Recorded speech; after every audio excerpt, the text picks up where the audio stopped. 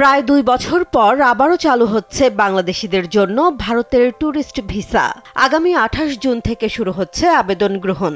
নতুন নিয়ম, নতুন প্রক্রিয়া এবং কিছু গুরুত্বপূর্ণ শর্ত নিয়ে ফিরছে এই সেবা। কিভাবে আবেদন করবেন, কি কাগজ লাগবে আর কত দিনে মিলবে ভিসা, জানুন বিস্তারিত।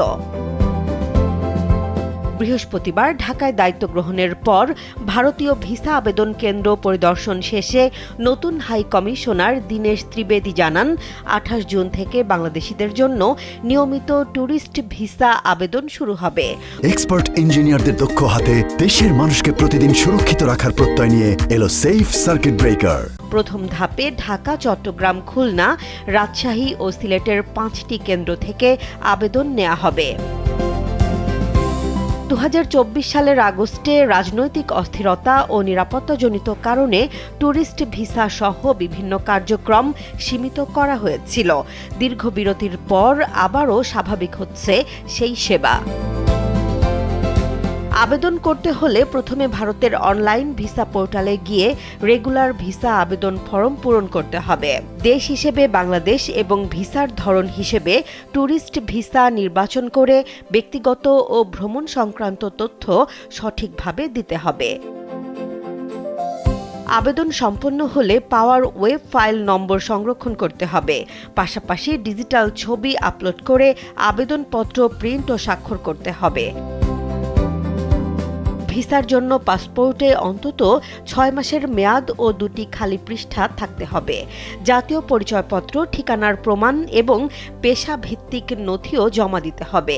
চাকরিজীবীদের জন্য এনওসি, ব্যবসায়ীদের ট্রেড লাইসেন্স এবং শিক্ষার্থীদের শিক্ষা প্রতিষ্ঠানের সনদ প্রয়োজন হবে।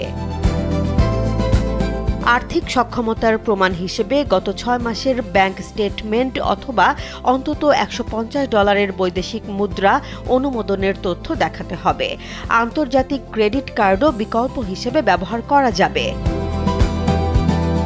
অনলাইনে ফি পরিশোধের পর আইভেকের ওয়েবসাইট থেকে অ্যাপয়েন্টমেন্ট নিতে হবে। নির্ধারিত দিনে প্রয়োজনীয় কাগজপত্র নিয়ে কেন্দ্রে উপস্থিত হলে বায়োমেট্রিক তথ্য সংগ্রহের পর আবেদন গ্রহণ করা হবে।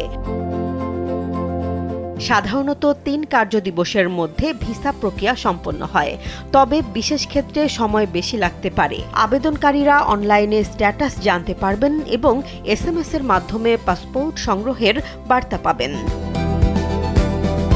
দীর্ঘদিন পর ট্যুরিস্ট ভিসা চালু হওয়ায় চিকিৎসা, শিক্ষা, ব্যবসা ও ভ্রমণে নতুন গতি আসবে বলে মনে করছেন সংশ্লিষ্টরা।